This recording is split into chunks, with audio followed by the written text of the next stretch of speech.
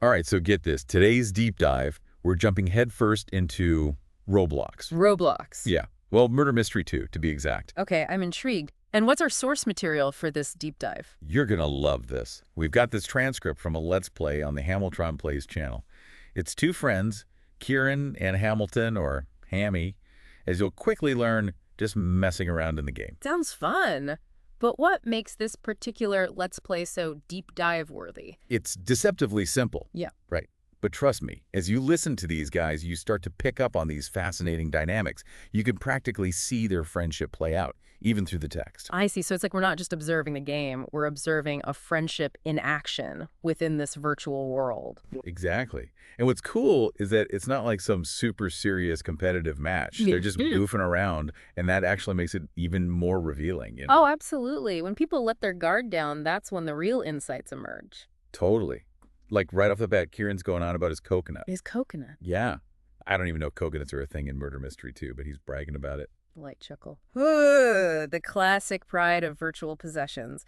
It's fascinating how even the most seemingly insignificant items can take on meaning and value in these digital spaces. Right, and it's such a small detail, but you can tell it's just their dynamic, like that little brotherly, gotta show off kind of thing. It speaks to that inherent competitiveness that often underpins close friendships. They're not just playing the game, they're engaged in this constant, often unspoken battle for bragging rights, even if it's just about a virtual coconut. And then there's that part where Kieran stumbles upon what he calls a goat hiding spot. A goat hiding spot? What on earth is that? Right. I was picturing an actual goat. But it turns out, in Murder Mystery 2 lingo, goat means. Let me guess. Something to do with goats being really good at hiding. Not quite. It means greatest of all time. Ah, so a goat hiding spot is like the best hiding spot ever. Exactly. And it's not just about finding some random dark corner. These players, they've got strategies. They know the maps inside and out. They're looking for those spots that are practically invisible, giving them a major advantage. I see. So even in a casual game like this, there's this strategic depth. Players are thinking ahead, trying to outsmart each other, and using their knowledge of the game to their advantage. Exactly. And that's what I love about this deep dive. On the surface, it's just two friends playing a game, right? Wow. But as we listen, we start to uncover these fascinating layers of strategy, friendship dynamics, and even a little peek into the larger culture of online gaming. It's like we're peeling back the layers of a virtual onion. And who knows what other intriguing insights we might find as we go deeper. And this is where the try-hard element comes in, right? I mean, Yeah. There's got to be a balance between having fun and, like, taking it too seriously. Absolutely. Try hard is such an interesting term because it speaks directly to the unspoken rules of engagement in online gaming. It's not just about winning. It's about reading the room, so to speak.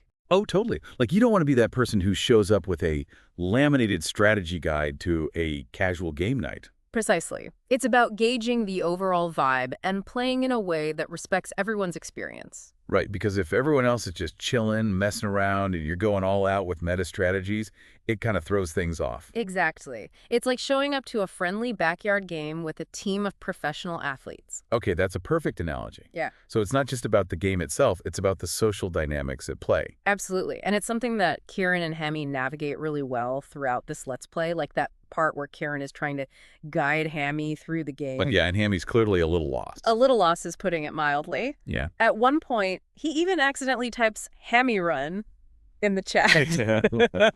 Oh no.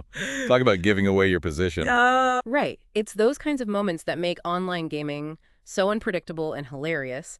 You can be completely engrossed in the strategy, the competition, and then bam, someone blurts out their location for the whole game to see. It's a good reminder that even in these virtual worlds, we're all still human, prone to making mistakes, panicking under pressure, and accidentally hitting the wrong key. Exactly. And those moments, as frustrating as they might be in the moment, often become the most memorable parts of the experience. It's all part of the fun, right? Embracing the chaos, the unexpected twists and turns. Speaking of twists and turns, there's that part where they're deciding which map to play, and Kieran is dead set on the factory. What's up with that? Good catch. It all ties back to his box avatar and his whole approach to the game. He even says this is why it's factory, since, like, I'm in boxes there. So he's basically found his element.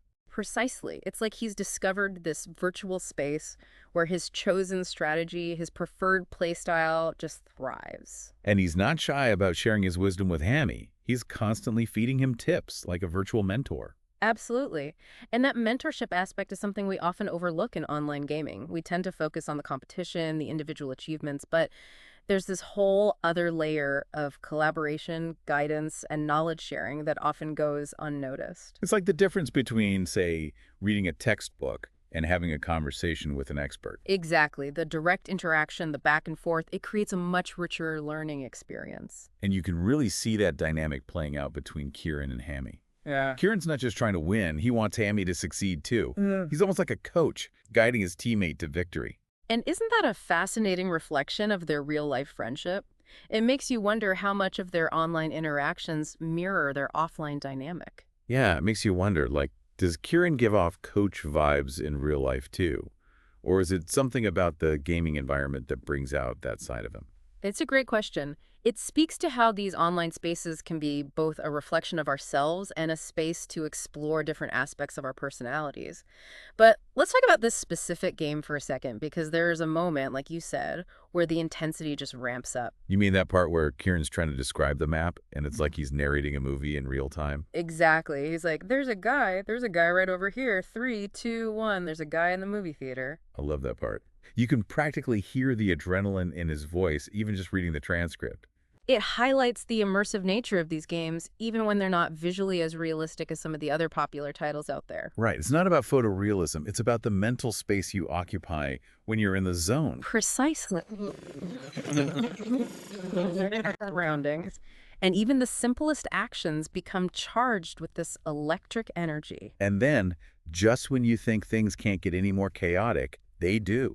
I mean, remember, I love pizza. Ah, yes, the mysterious, I love pizza. Like out of nowhere, this new player just pops into the game. Yeah. It made me think about how, even within these established friendships and communities, there's this constant influx of new people. It's a great point. Online gaming communities are incredibly dynamic. People drift in and out, they form connections, some fleeing, some lasting, and it creates this ever-changing social landscape. It's like that feeling of, going to a concert or a festival. You're surrounded by all these strangers, yet there's this shared experience that connects you, even if just for that moment. Absolutely. And then the moment passes, the lights come up, and everyone goes their separate ways. Exactly. It's that bittersweet beauty of ephemeral connections. It makes you wonder about all the stories that unfold in these online worlds, all the friendships forged, the rivalries sparked, and the memories made. And to think, we've only just scratched the surface with this one. Let's play transcript. It really makes you appreciate the hidden depths of online gaming and how much we can learn about ourselves and each other just by paying attention to these seemingly ordinary interactions. Couldn't have said it better myself. So the next time you're watching a Let's Play, or even just hopping into a game yourself, take a moment to really observe. Look beyond the gameplay, listen to the conversations, and you might be surprised by the insights you uncover.